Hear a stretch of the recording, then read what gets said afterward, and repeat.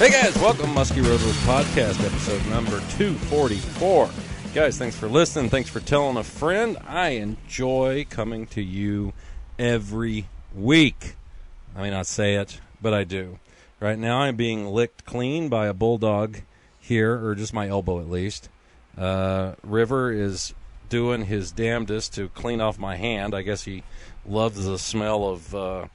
actually picked up a frog a little bit ago. That's probably what he smells, is the frog. But anyway, Musky Road Rules Podcast is brought to you by Musky Mayhem Tackle.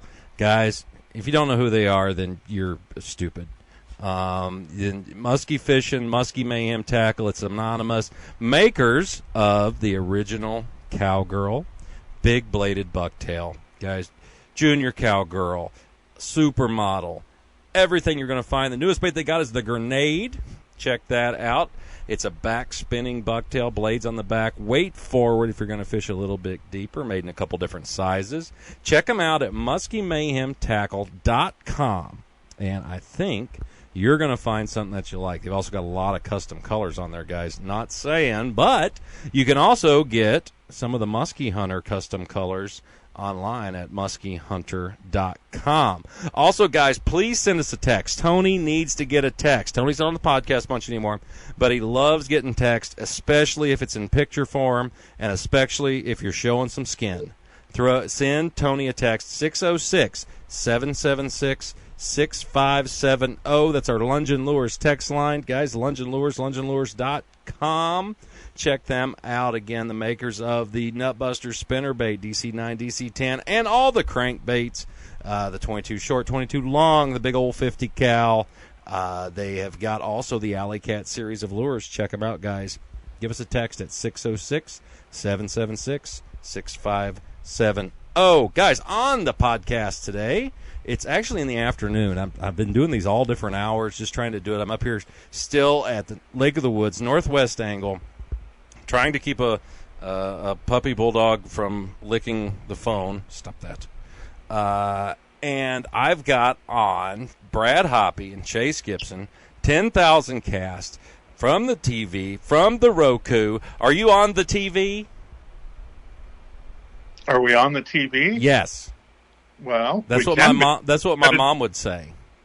Well, if you're on the TV or you want to see us on TV, it's pretty simple. You can go to kotvchannel.com and watch us right on there. You can watch us also on YouTube. But if you have a Roku device in your house, it's plain and simple. Look up KOTV channel.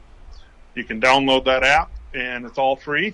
And you can watch our past two seasons as well as the upcoming season here beginning of the new year. Oh, my God, that's exciting. Well, Brad, Chase, how have you been? I haven't talked to you in a bit. Are you rubbing bulldog bellies? That's what I'm doing right now. No, I'm rubbing Brad's belly though. That's good. That's the whimpering I'm hearing. I thought it was the fan, but that makes way more sense. So how's fishing been this summer? It's been good. Me and Brad have both been super busy with working. We both are doing our own thing on our own businesses now, and it's been very hectic and busy to try to keep up with that, as well as filming. But we've got a couple films done, which is pretty sweet. Brody's happy. What is it? Brody's happy. No, that's good. Here in the last week or so, I've decided that I need to go fishing because I'm getting burnt out on work. So I snuck away for, I think 3 evenings is what I've done in the last 3 days, and fishing has been good. Yeah, how are you getting fish? Right at dark on rubber or bucktails. And then after that little period's over, the bite window isn't until about 1 to 2 o'clock, it seems. And way after dark, it's been big rubber, slow, and then a hurricane. Okay. Brad, you been getting out at all? It's been probably a week or so.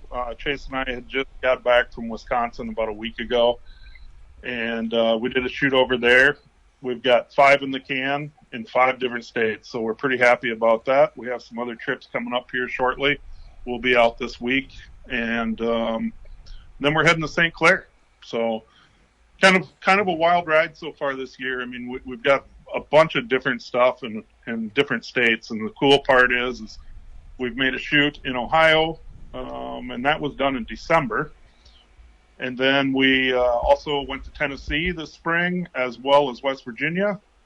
And then we made our way up here to Minnesota. Chase showed up mid-June-ish, and we started filming right away for that. So we got a Minnesota shoot, and now we have a Wisconsin shoot. So five in the can and 5 shows in 5 different states. So we're pretty happy about that. Nice. All right, so where did you go in Wisconsin? We went north of Hayward, and we bounced to multiple lakes. We were kind of all over the place. We hit 2 lakes a day, and the reason we did is the first day we had really, really hot weather. It was in the 80s, and the fish actually cooperated somewhat decent there. We ended up with 2 the first day, and we had some other action, just didn't get them in the boat. And then the following day, we woke up to about 49 degrees. Nice. And it was a nice, good old-fashioned cold front, I guess is what you could say. The next morning, I think it was like 42 degrees. So day 3, we're going into this with quite the weather change. And fortunately, on day 4, it started warming back up, and we ended up bouncing to another body of water and putting 1 more in the boat, even though the fish were pretty sluggish with that major cold front.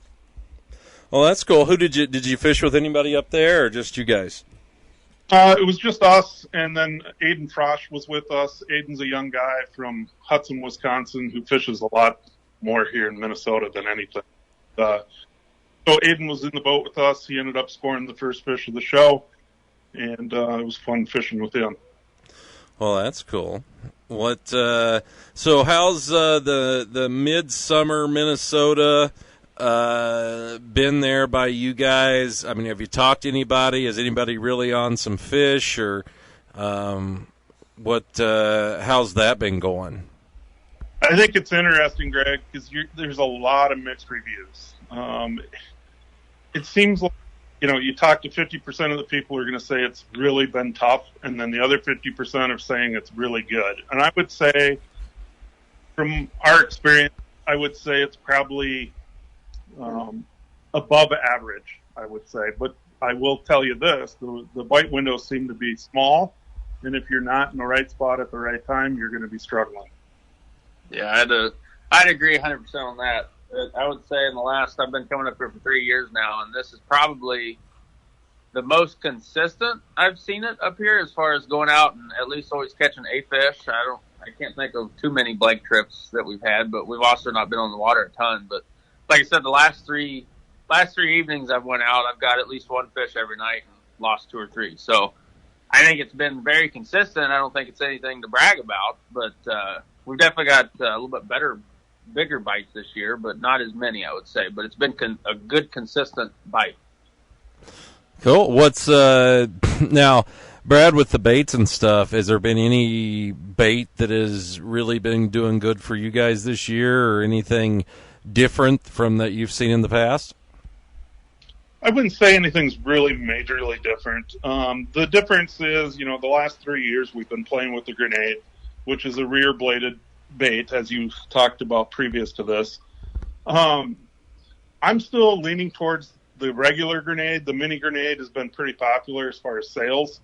I like bigger baits, though, so that kind of skews my whole brain. I struggle throwing small stuff. I don't throw the double showgirls as much as I probably should, but we've got some fish on 10-9s. And I would say, the coolest thing about the grenade has been after dark. I don't know what it is about that, but it definitely performs well. Chase kind of pulled one out of the closet last year a little bit with the Hurricane, something I really hadn't fished with for quite some time, but the Hurricane has been solid. And it is a go-to bait after dark for sure, but no different during the day. I mean, they seem to always get a fish. Now, the Hurricane, let's talk about that. Now, that's a bait. Where did you get its name from? Well, the thing is 5 blades on it, so it's been kind of a hurricane in the water, right? I mean, it's making it wasn't from the Tanya Tucker song "Two Sparrows in a Hurricane." It wasn't. I mean, Maybe that should have been the reason, but it wasn't. Did you ever listen to that song? I don't think I have. You should listen to that song. That's a great song. I know spending the time in the boat with you, it's usually Loretta Lynn or... I love Loretta. Conway Twitty. Conway Twitty is a big one for you. Oh, God, I love it. Just I listen to You're the Reason Our Kids Are Ugly Today. So, all right, let's get on to this, because this is something I've been asking people on the podcast lately. What's your top 3 boat songs? We hardly ever listen to music when we're fishing, and the reason is we're normally filming if we're going to be out. But if we're just pleasure fishing, I hardly listen to music at all. Yeah, I don't either. Oh my God. How? That means you got to listen to each other. Who wants to do that? No, we're very silent. We're silent people, and we don't talk the whole time. We're like a couple of mutes. Oh God, I would have a hard time with that. You shared the boat with us, Greg, but the thing is that we're used to not talking because you do all the talking for us. Yeah. I know, but then I was also dealing with Baltimore and all that stuff. That was bad. River, You used to be fun to fish with. huh? You used to be fun to fish with, but now that you got so much stress in your life. Yeah, I'm not that fun. I hit an island the other day. I heard about that, actually. How did you hear about it? Is that getting around? I heard... Who the heck told me? They said it was about 2 acres. It was a decent sized one. It could have handled at least one goat. Could have lived there for at least the summer. Maybe there... What? Maybe there was a goat there. No. If it was, I could have petted it because I was on that thing. It was pretty funny. I can't remember who told me, but I found out about it last week. It happens. All right, let's talk about some things. I mean, so of the guys that you've talked to that said, hey, this has been really good. Fishing's going really good right now. And I think that 50% deal is kind of, that's true in anything. Actually, it's probably a little less than that. Especially in tournaments, in tournaments, 10% of the people say it's good and 60% say it sucks. What do you think? What do you think they're doing that makes it better? Have they elaborated on anything? Has it came down to like where they're fishing or what they're fishing? Has that made a difference? Well, I definitely think it does make a difference, Greg. And I'll use Miltona as a reference, and it's something that I've told Chase. If you're not spending enough time on a body like Miltona where there's just so much structure, right? I mean, if you're not out there 2 or 3 days to know exactly where these fish are kind of grouping up and hanging out, you're going to be kind of a needle in a haystack until you find one. You find one, you're probably going to find 5, right? Mm-hmm. So if you're not consistently fishing a body of water, it can kind of irritate you because you're just going to feel like you're making bad choices the whole time. Am I in the wrong depth? I make bad choices a lot. Well, everybody's good at something, right? Exactly. So, but, for like the normal weekend angler who only gets to come up and they fish Friday evening and they fish all day Saturday and then they fish a half a day on Sunday. I mean, don't get me wrong. You can luck your way into finding the fish immediately, but there's also that fact that when you're on a body of water like I'm talking about, where there's so much structure to actually pinpoint and figure out where these fish are, I mean, you can be behind the 8 ball really quick. And I think that's primarily some of the difference. The guys that are saying it's positive have been on the water daily, might just be the evenings or whatever, but those guys that are out there consistently are starting to put something together, the pieces to the puzzle. Mm-hmm. What about what? I tell you, Greg, what I've tried to do with Miltona, and as you know, what Brad said, it's full of structure. What I've been trying to do when I'm not fishing with Brad, when I'm going out and trying to find new areas and stuff, because I typically don't like to just fish the same spots that I fish with Brad, because I know there's fish on those, or those are Brad's spots in my mind. So I always try to go find something new. And what I used to do would be go hit this little inside turn, then I'd run over here and hit the top of this, and I'd be running around like crazy. And what I kind of decided, and that never was very good for me. It very rarely was like, okay, this is the really good spot. What I decided to do this year more so was to pick an area, just say it's a mile long and it's just a big break line with a good weeds on top or whatever. I would try to dissect that little spot more so than just run around like a madman. Because I feel like on a body of water like Miltona with tons of structure, there's fish everywhere and they're in just little areas. So if you just pick one big structure and you sit there and dissect it all evening or all day, then you'll narrow down on that little structure compared to running around the lake like crazy and never really finding a pattern. And that's definitely helped me a lot. Just fishing on my own up here is just by dissecting one giant structure all day.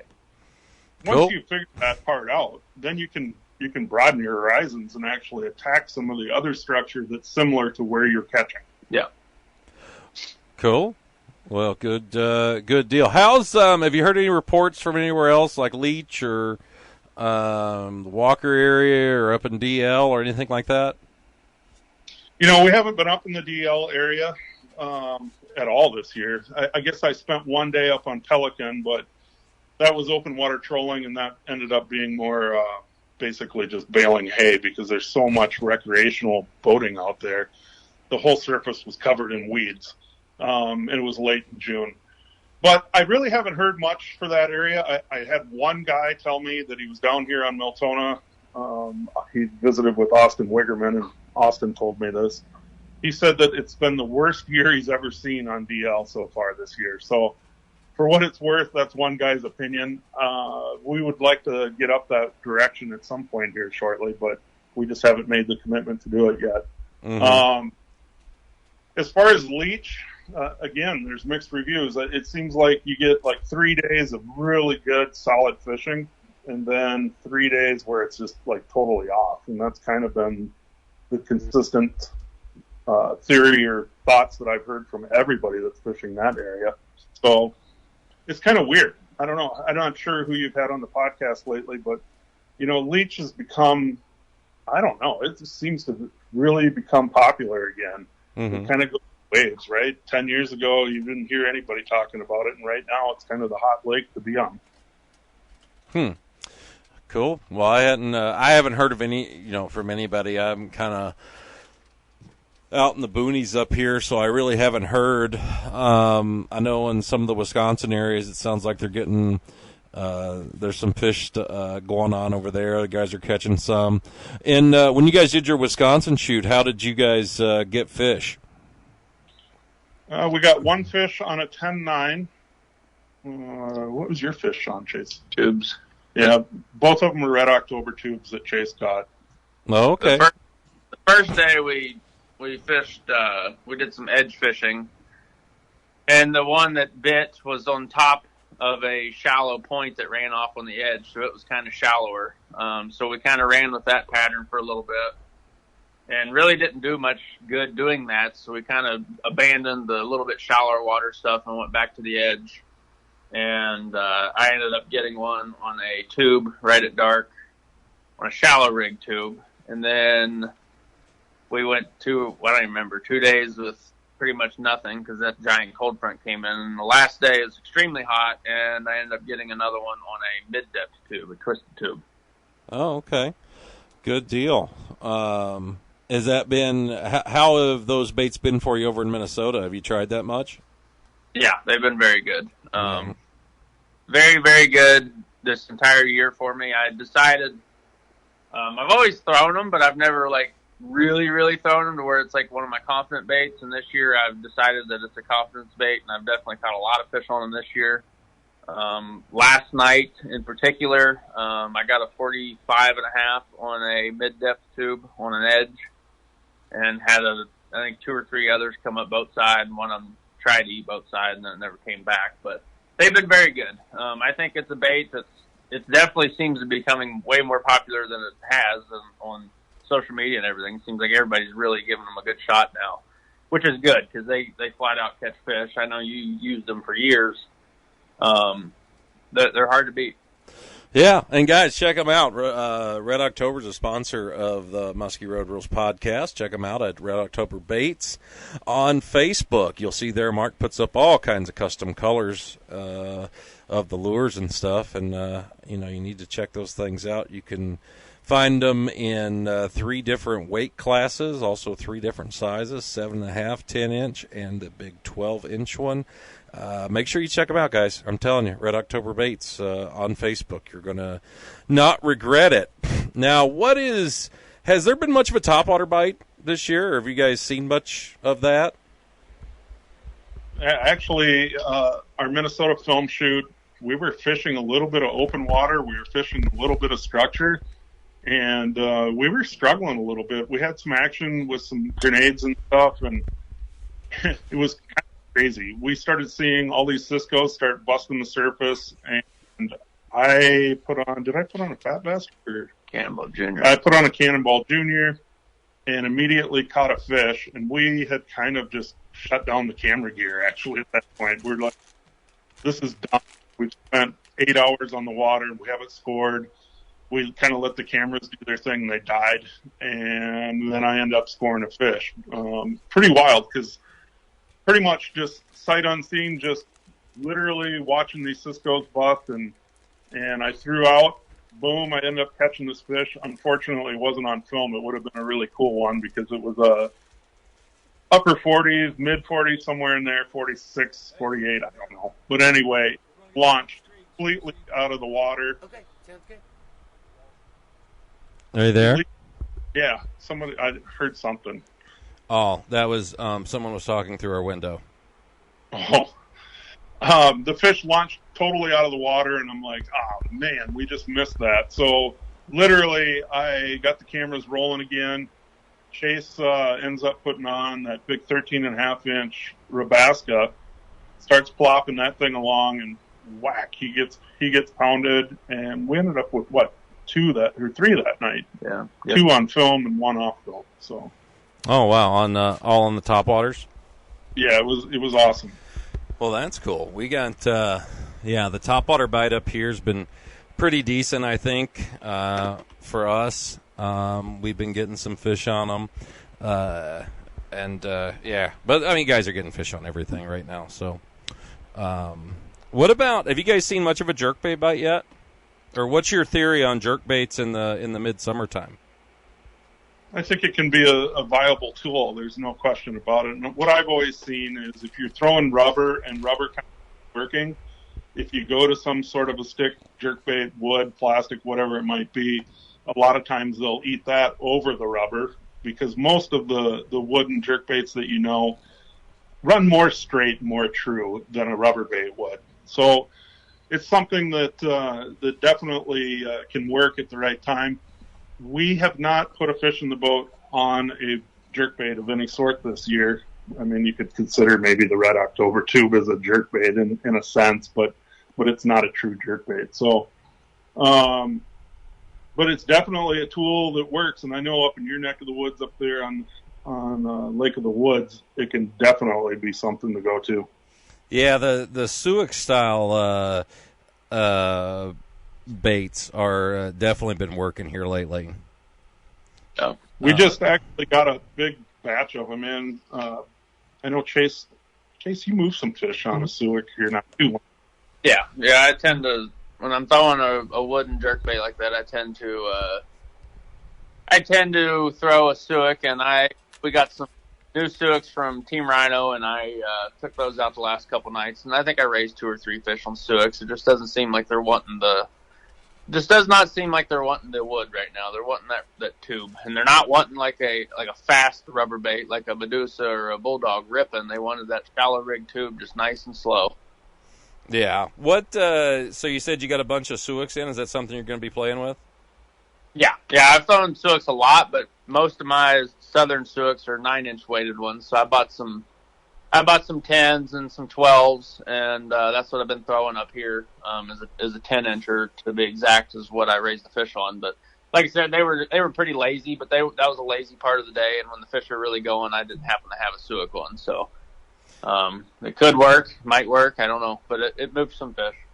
Yeah, I've caught some big fish there on the 10s and the 12s. I got a fish up to 53 on a couple of those lakes on Sioux.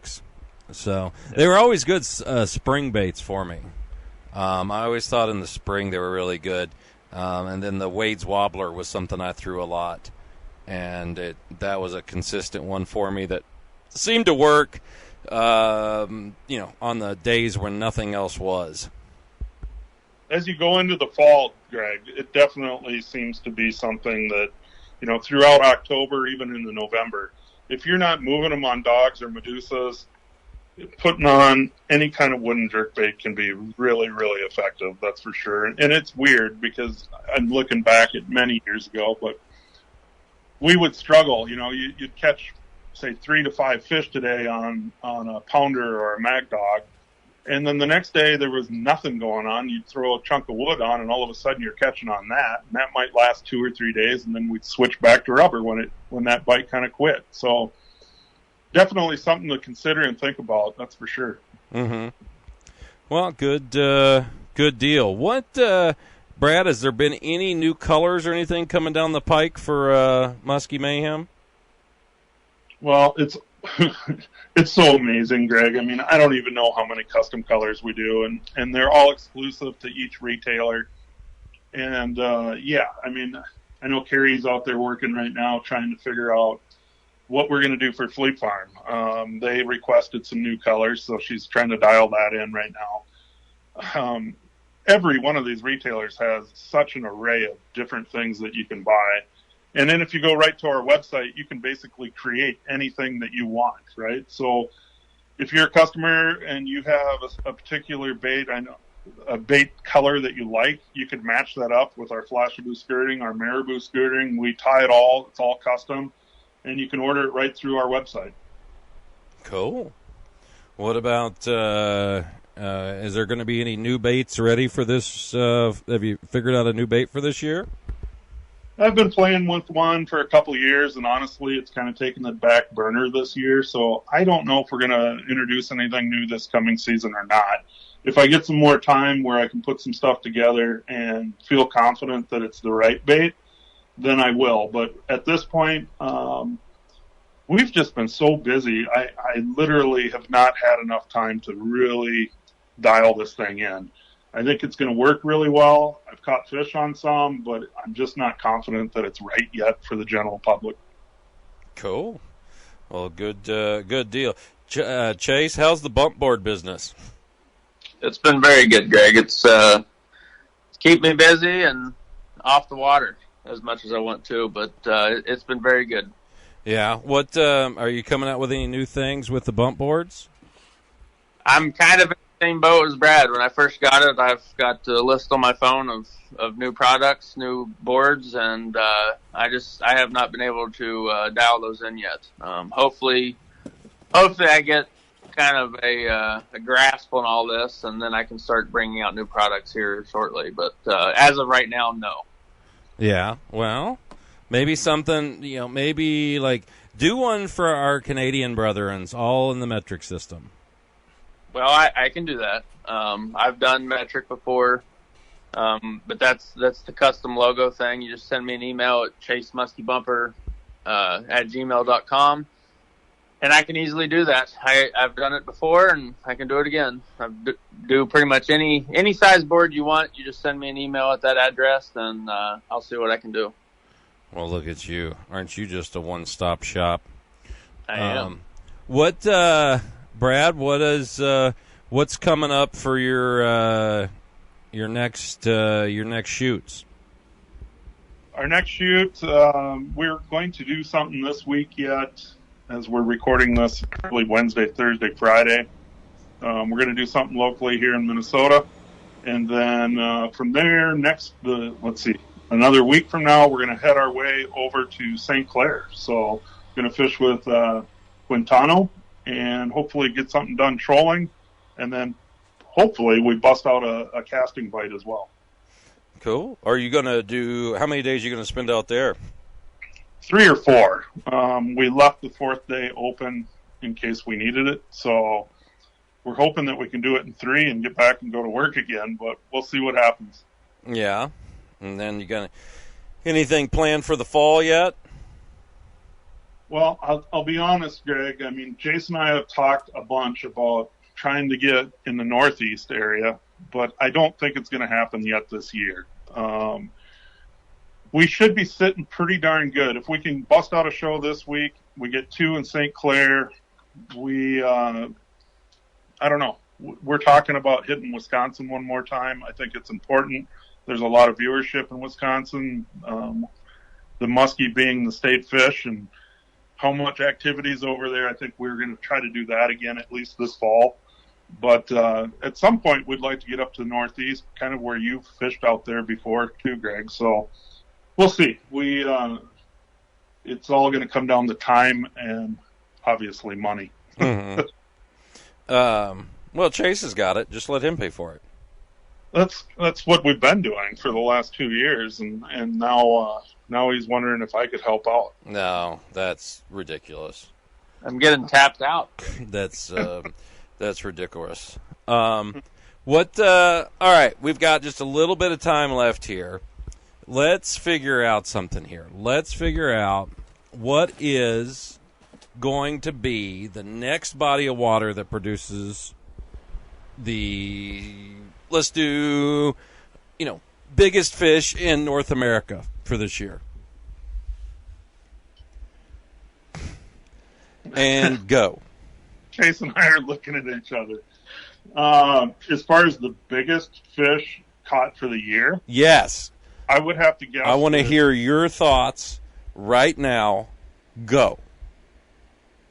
Well, there's a bunch you of different can start bodies, any time. Just think about it and go. I feel like I'd be stupid if I didn't say St. Lawrence. Well, I have seen you before, and I will agree on the stupid. That would be yes. All right, St. Lawrence. Definitely the St. Lawrence. It's remarkable, Greg. We both guided over on Mille Lacs years ago, and there's still some of those big old critters in there too. So if somebody was able to bust one, say in November out on Mille Lacs, it could be really, really, truly special as well. Special? So, I like specials. Yeah, special is better. Mm-hmm. But you can't rule that lake out, right?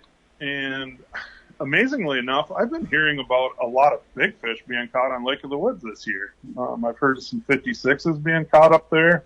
So I don't know. That's kind of cool to hear too. But I would say between Mille Lacs, the St. Lawrence, as far as carrying girth and weight, it's hard to beat either of those.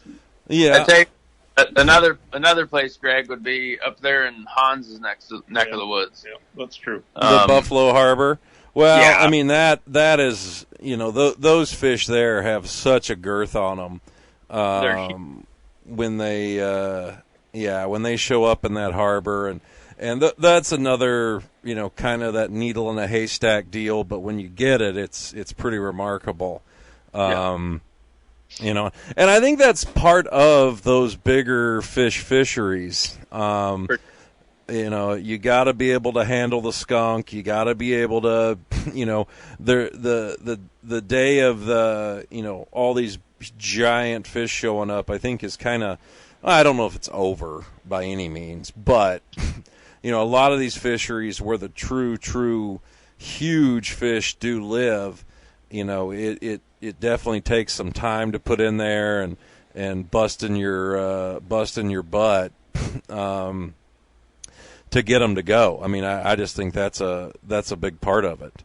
And a lot of people don't want to put up with that, and I get it. If you do have a trip and you're wanting to put some time in, you've only got limited time to fish. Do you want to go and fish, for a week and not see one? Or do you want to go someplace you can catch them? I mean, but it all depends what you're looking for and where you're at in musky fishing right now. I think comes down to a lot of it. Yeah, I think as a musky angler, everybody's got a different opinion and a different feeling on what it is that they enjoy about the sport, right? And some people are just about numbers. I mean, if they could go to a fly-in lake in Ontario and catch 30-inch fish, that might be the attraction. But there's definitely some guys out there that are willing to put that time in for the bigger fish, and that doesn't always come easy. So, no, it doesn't. And that's the thing. And I like those guys. I like the guys that are willing to get skunked and put up with the crap to do that. I know myself, I've kind of gotten that way, when I'm not guiding. When I'm guiding, it's definitely different. And it depends who I'm fishing with, too. Yeah. That means a lot there. If it's somebody that really, really wants to, go after a bigger fish and is willing to not catch one, then, it definitely makes it better. But if somebody's just getting into fishing and they want to just catch fish, then, you definitely want to try to at least show them some fish and get something going. Let me ask you this, Greg. Where would you say would be the next body of water to explore? The next body of water to explore? Yeah. For who? For that musky angler that's looking for that needle in a haystack. What body of water would you think of first? Probably a Great Lake. Probably,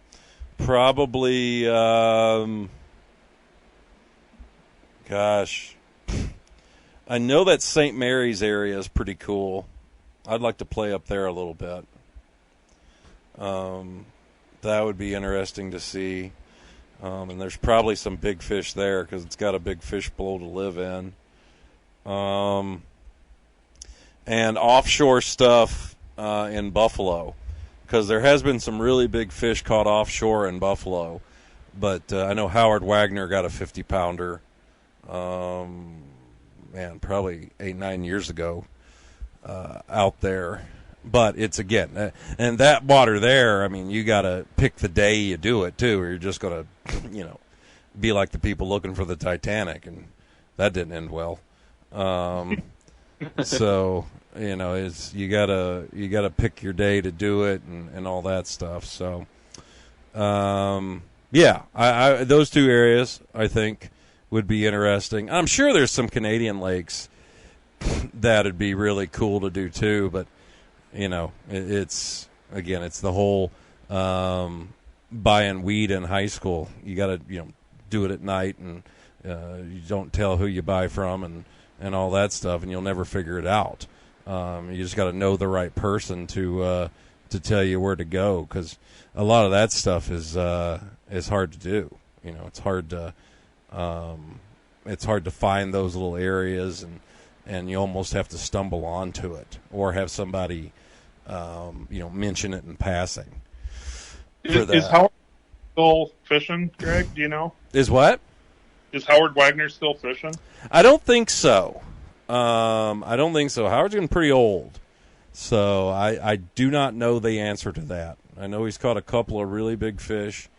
One he caught from the bank was a 51-pounder, and then I know he caught that one big one from it was out in Lake Ontario, but I don't know if he's still fishing or not. Yeah, I've thought of him a few times, because there was a time while you're in the bath. What's that? While you're in the bath. Yeah. Sinner. It's just wild that there was a couple-year period there where he was actually catching some really big fish, and his name got out there, and then kind of just slowly disappeared. Yeah. No, it's he's caught a lot of big fish over in that PA eastern area, and there's a lot of shit over there to fish. A lot of stuff over there that needs to be explored and looked at, but bottom line, it comes down to time and doing it and willing not to catch anything. Have you, Greg? Have you fished much in PA? I have not. I tell you what, I started looking at a lot of the stuff up there probably 2 or 3 years ago. And you're right on the money. There is a lot of lakes up there that have super potential for big fish. And I've been on a couple of them, and I've seen some really big fish in there. And I think PA really doesn't. It's known for just a couple things, and it's not known for all those lakes and river systems that they have. There's some really, really good fishing in PA. Yeah, and they have a really shitty baseball team. So, if you're a Pirates fan, don't get mad at me. It's the truth. Look at the ratings. There is, and there's little places everywhere. Hell, there's Muskies all the way up in Maine. Who even knows what's up there? Right. There's a lot of little places like that you can go and be in and stuff. But when it comes down to it, a lot of it comes down to population areas and areas that are convenient to get into and stuff. That makes a big difference for getting the trips. Up here at the Northwest Angle, it's nice because it is very convenient. But you can go, Jesus, the whole vastness of Lake of the Woods. I mean, it goes forever. And who knows what's swimming out in this thing? Yeah, absolutely. I mean, like you said, it'll be interesting kind of how you piece that together over the years. I used to spend a lot of time on the Angle, and it's an incredible place. There's no doubt. It is. It's fun. There's a lot of stuff. If you wanna fish giant water, you can. If you want to fish super skinny water, you can. If you want to fish channels, current, weeds, rocks, I mean, you can literally in one day fish everything. You can even fish on top of islands, I heard. Well, no, that's if you want a picnic, and that's what we were doing. I was checking out to see if it was real granite, and it was. So did your bottom of the boat tell you that, or? Well, yeah. Well, I had to push it off. How bad is your boat? Huh? How bad is your boat? Oh, it's fine. I got a keel guard. It's fine. Did. Huh? You did have a keel guard. Yeah, no, I still got it on there. It's good. No, it's... You act like you've never hit shore. How did this go down, Greg? I was texting. You were texting and hit a 2-acre island. Yes, it was a long message. I was checking. I was making sure I had everything spelled right. I put a couple emojis in there. And I got busy. I can't help it. Stuff happens. I'd like to say that, but I guess I haven't hit an island.